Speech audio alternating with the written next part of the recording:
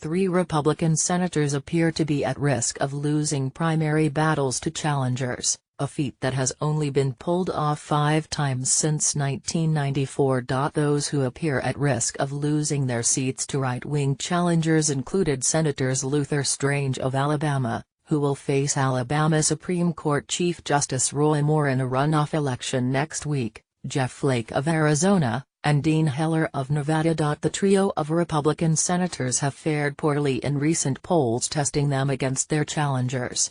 For Strange, who was appointed to the seat held by Attorney General Jeff Sessions, his polling deficit to Moore exceeds 8 points, according to the Real Clear Politics average. Unlike Flake and Heller, however, Strange has had Trump's support throughout the election, even while his opponent has received backing from many pro-Trump corners of the party. Breitbart News, which is once again run by former White House chief strategist Steve Bannon, has promoted Moore's candidacy heavily on its platform. Pro-Moore forces have sought to tie Strange to the Washington, D.C. establishment, linking him closely to Senate Majority Leader Mitch McConnell. Trump reaffirmed his support for Strange in a tweet over the weekend.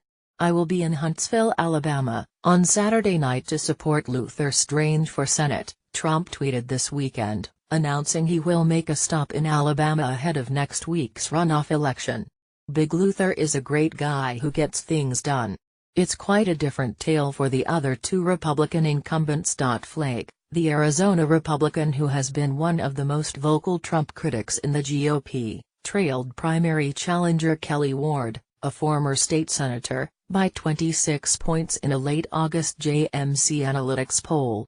Flake, however, could see his stock boosted by the addition of other primary opponents into the field. A series of other challengers is considering getting into the race, which could cut down on the portion of the anti-incumbent support that Ward has received. Earlier this summer, in his book, Conscience of a Conservative, Flake wrote that his party was in denial about Trump, describing an executive branch in chaos and a president who has seeming affection for strongmen and authoritarians.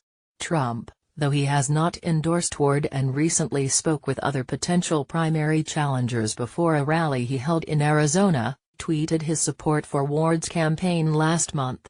"Great to see that Dr. Kelly Ward is running against Flake." Jeff Flake, who is weak on borders, crime and a non-factor in Senate, Trump wrote.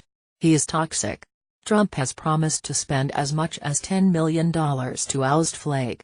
One of Trump's top donors, the billionaire hedge fund manager Robert Mercer, has donated $300,000 to a pro-Ward super PAC, Politico reported. Heller, the only Republican running for re-election in 2018 in a state that Democratic presidential nominee Hillary Clinton won in last fall's election, finds himself trailing his primary challenger, Danny Tarkanian, by 8 points in a late August JMC Analytics poll. Tarkanian is the son of legendary University of Nevada, Las Vegas basketball coach Jerry Tarkanian. Though Trump has not outwardly advocated for Heller's defeat, a pro-Trump nonprofit launched a $1 million anti-Heller ad campaign in Nevada, with the White House's blessing, for his refusal to back the original Senate healthcare bill.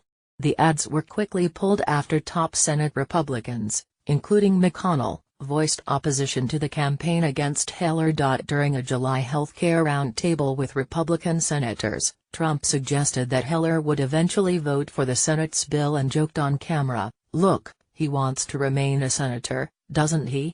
The last Republican senator to succumb to a primary challenge was Sen. Richard Lugar of Indiana in 2012, who lost to Indiana Treasurer Richard Murdoch. Murdoch lost the general election race to Democrat Joe Donnelly, who pulled off an upset in a heavily Republican state partially due to Murdoch's comment during a debate that a pregnancy resulting from rape was something God intended.